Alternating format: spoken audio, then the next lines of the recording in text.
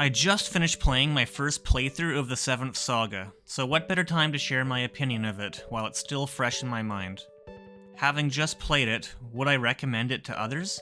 It's not a simple yes or no. This game is a bit more situational and depends on the player. If you are new to retro gaming or have a low tolerance for difficult games, then I would suggest looking for a different saga to embark on, but if you are up to the challenge, then the 7th one may be the saga for you. I will say that if you already played and enjoyed the game, I'm in the same boat as you. I also enjoyed it, but be aware that I'm about to attack it a little bit and give my honest review of it.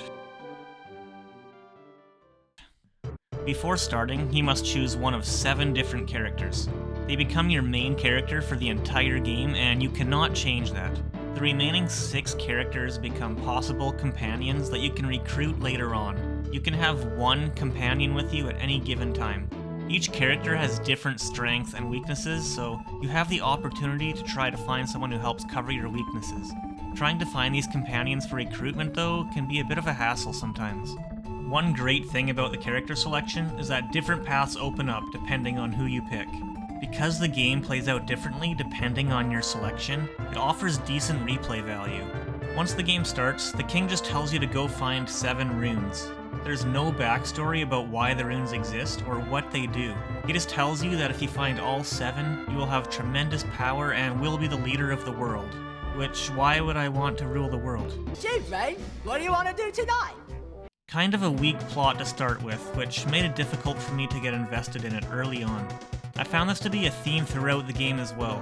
For a lot of it, it just felt like a connect the dots between destinations, rather than immersive story progression. If you decided to stick with it and see how the story progresses, you're a glutton for punishment and I love you for it.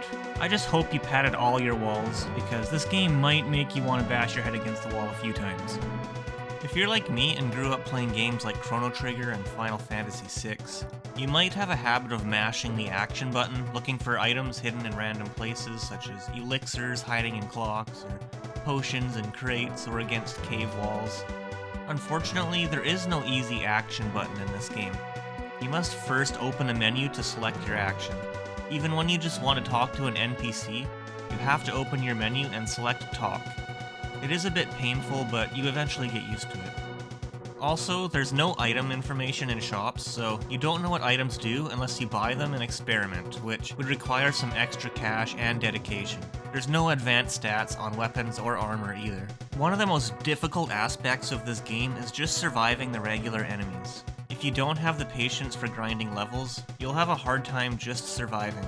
Even after doing some grinding, still, be ready to experience death after death after death. There's no saving in the overworld either. Saving is only done in towns, so if you die on your way to another location, you get sent back to the last town you were in, and have to try to traverse the continent again. If you had a companion with you, you will need to revive them, which costs money. Strong weapons, armor, and items are also important, which also cost a lot of money. Oh, and when you die, you lose half your money. If you die enough that you don't have enough money to revive your companion, then you end up in a little bit of a predicament. One of the things that can make enemies such a challenge in this game is that the accuracy is brutal. You will run into enemies that dodge 90% of your attacks, which is one of the most hair-pulling things you can encounter, and you will encounter it a lot. You may feel inclined to try to run away from these enemies just to be able to get to a new checkpoint at another location, but good luck running away. The odds of being able to run away seem to be even worse than your odds of landing a hit on enemies, so you are most likely just increasing your probability of dying if you attempt to run. You can run into groups of enemies that keep healing and reviving each other, and you waste all your magic and items just trying to stay alive, and you eventually lose the battle of attrition and lose all of those items and half of your money. You can run into enemies that stun lock you in a loop of constant petrification until your health whittles down to 0. You can even run into enemies that just straight up banish you to the Shadow Realm and it's game over. At the start of the game, you're given a crystal ball which shows you where the enemies are on the overworld relative to your own character. But it's extremely difficult to dodge the enemies, so that won't help you much either. If anything, this feature just forces you to rush through the game because the enemies can move toward you even while you're standing still.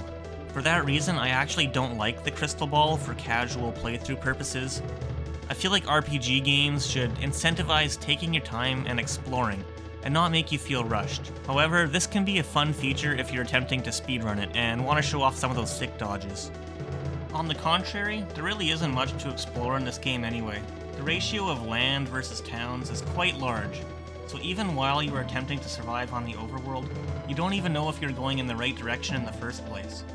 Looking at your map doesn't help either because locations are not marked. The only thing the map shows is a generic layout of the land and where you are on that map. The crystal ball at least marks the towns for you, but you have to be within a certain radius for it to show up in the crystal ball. When you do finally make it to your destination, again, you still often don't know if you are in the right place or not, because the game does a terrible job of offering a sense of progression. We're happy that... Okay, so there's no... What am I supposed to do here? You're supposed to, like, tell me what to do, because the king is supposed to be, like, important, and tell you, like, we need you to do this thing for me, so that you can beat the game. Actually, nothing? Wow. You didn't say anything good, right?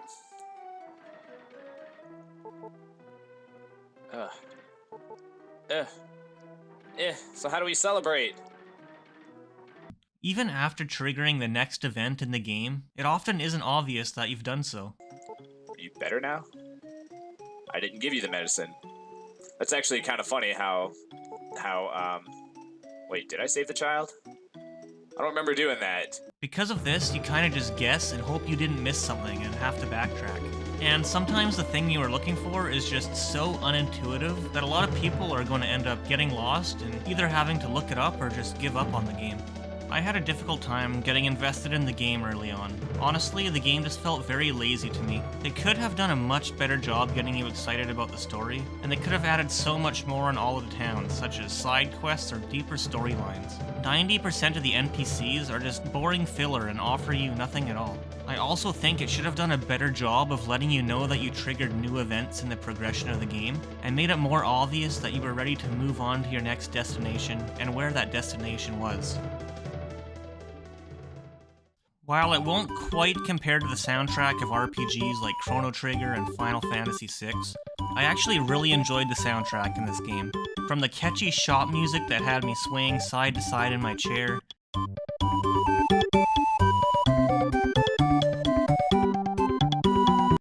to the tranquil sounds of the world map,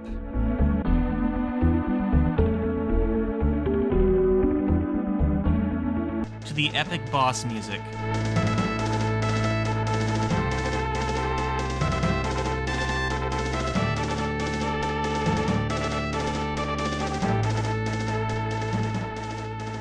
This game had no shortage of amazing tracks.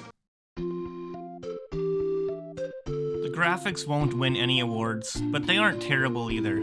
For example, the towns look like something I might have made myself in RPG Maker, and sometimes the perspectives are a bit odd, and you don't know exactly what you're looking at. For example, you might think you're looking at flat ground with different shades of green, when it is actually 3 different levels you need to climb up to access. It can also be a bit confusing trying to figure out what the NPC sprites are supposed to be at times. However, the colors are vibrant, which is definitely appealing to the eye, and the use of Mode 7 graphics while transitioning from the overworld to the battle screen is actually quite brilliant. The enemy designs also looked like they had a decent amount of detail put into them, which is something I always appreciate in RPGs. I kind of wish they created more designs instead of reusing the same sprites, just with different colors, but I won't fault them too much for that, as even games like Final Fantasy VI do that. I briefly alluded to the story earlier in this review, but for me, the storyline wasn't the game's biggest strength for the majority of it. As I don't want to spoil anything story-related for those who haven't played the game yet, I will say that while I would have ranked the story maybe a 4 out of 10 for the majority of it, I think maybe a 6 out of 10 can be warranted after more is explained later in the game. I had a difficult time getting invested in the game early on, but it grew on me. I don't know what did it, but the first thing I did every morning was fire this game up, and I played it for hours at a time. I love a good challenge, and this is exactly what the 7th Saga provided me. Especially in the late game, the difficulty didn't let up on me, and I didn't want it to. I took death after death, just trying to grind for more levels and more money, so I could finally mark this game as complete. The game also divulges more of the hidden storyline later in the game, which makes it a lot easier to finally appreciate it, though still not one of the stronger storylines in the Super Nintendo RPGs. When I beat the game, I felt a sense of accomplishment that I wouldn't have felt beating an easier game. I left this journey feeling more positive emotions than negative ones, and I'm very happy I stuck with it despite thinking I didn't like the game at first. Sure, the game had a lot of opportunities to be better, but it has a lot of positive attributes as well. Because there's 7 different characters to play as, and I discovered that different characters can affect how the actual game plays out, it offers some replay value. Your first time playing, the game is very difficult to grind through, and that makes it feel more rewarding when you finally get through it. If you love a good challenge and the feeling of accomplishment, this game will do it for you. It actually has a great soundtrack throughout the whole game. There's a lot more strategy involved in battles in this RPG than in some other RPGs. I won't reveal too much of the battle mechanics though, I'll save that for another 7th Saga video I plan to make. Having to figure out how to manage your resources to avoid losing too much of it when you die adds an interesting dynamic to the game, which again, I will discuss how to do this in another video. My goal with this video is not to make your playthrough easier, but rather to let you know what you're getting into. Now I loop back to the opening question. Is this game worth it? I want to say yes. If you have the patience to grind for levels and gear, and won't get too frustrated from dealing with multiple deaths to regular enemies, then give this game a shot. Like I said, I started off not enjoying the game, but finished it being glad I stuck with it. Keep that in mind if you decide to try it and have a rough start. My final rating for this game is 6.8 out of 10. Thank you to anyone who stayed here until the end of the video. I would love to hear your opinions on the game and start some discussions about it. Otherwise, I'll see you in the next video.